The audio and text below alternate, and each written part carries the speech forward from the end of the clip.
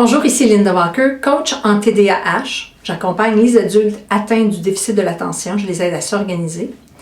Je suis aussi la créatrice du programme d'optimisation de la productivité et du programme Triompher, qui est un système naturel pour prendre le contrôle de sa vie et vivre son plein potentiel. Une des raisons communes pour laquelle on me consulte, c'est pour aider le client à mieux gérer son temps. Première clarification à faire, c'est qu'on ne peut pas vraiment gérer le temps.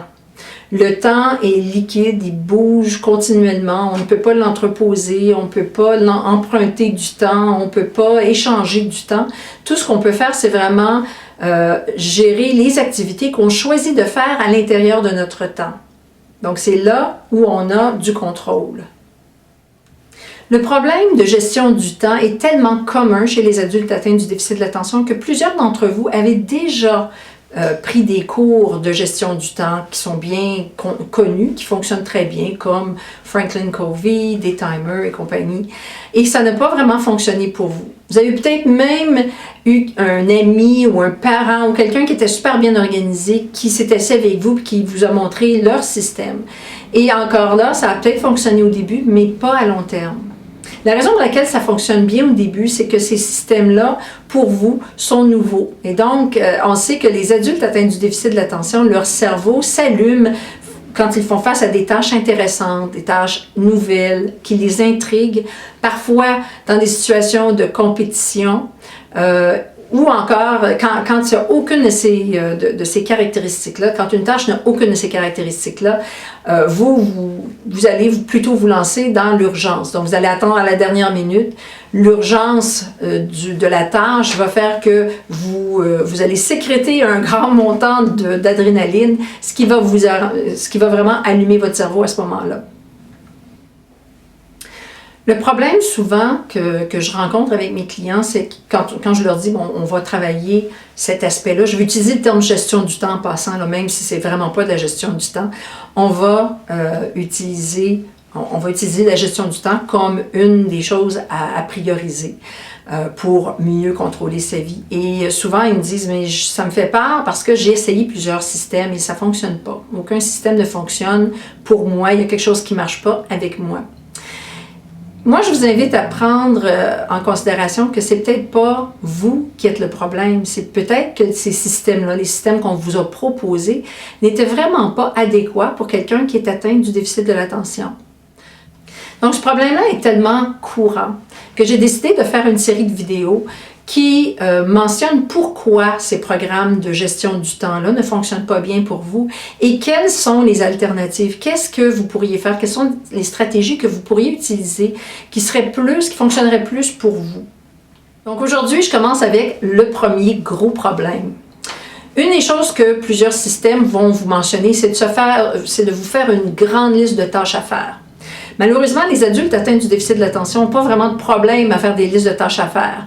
Ils ont tendance à faire des livres de tâches à faire. Ils ont tellement d'activités décrites sur une feuille ou sur un papier ou sur des post-it qu'ils se sentent dépassés par le volume de tâches qu'ils ont à accomplir. Ça me rappelle d'une cliente, une de mes premières clientes qui était venue me voir avec sa liste de tâches à faire, puis elle me disait, à chaque fois que je la regarde, je me sens complètement dépassée, puis je me sens vraiment comme quelqu'un qui a échoué toute ma vie. Parce que, puis quand on a regardé la liste, là, on avait, je pense que c'était 684 items. Dans ces items-là, il y avait des choses qui dataient de plusieurs années. Ces impôts pour les 5 dernières années, elle avait des choses à faire sur ça, des choses qu'elle aurait voulu faire, qui étaient dans le fond des vœux, mais sur lesquels elle ne s'est vraiment jamais engagée. Et donc, pour elle, à chaque fois qu'elle regardait cette liste-là, ça lui faisait perdre toute son énergie. Ce que je lui ai proposé, ce que je vous propose aussi, c'est au lieu d'avoir cette grande liste de tâches à faire qui date de plusieurs années, je vous invite plutôt à créer des listes par projet. Donc, ça veut dire que vous avez peut-être 7, 8, 9, 10 projets dans votre vie qui fonctionnent en ce moment Certains sont des projets de travail, d'autres sont des projets peut-être de rénovation, des choses que vous faites pour vous, un projet de développement personnel. Je vous invite à créer des projets, des listes de tâches par projet et une fois par semaine, seulement aller retirer les tâches que vous avez l'intention de compléter cette semaine pour chacun de ces projets-là. De cette façon-là, vous ne vous retrouvez pas avec une liste de 680 items sur lequel qu'il faut que vous choisissiez. Et ça vous permet de vraiment aussi travailler tous les projets en même temps au lieu de travailler seulement celui qui est urgent. Donc, la stratégie ici, c'est vraiment, au lieu d'avoir cette grande liste de tâches à faire, c'est vraiment d'aller chercher des listes par projet.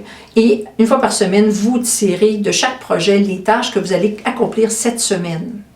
Ça va vous éviter énormément de sentiments d'accablement et vous allez continuer à travailler tous les projets en même temps.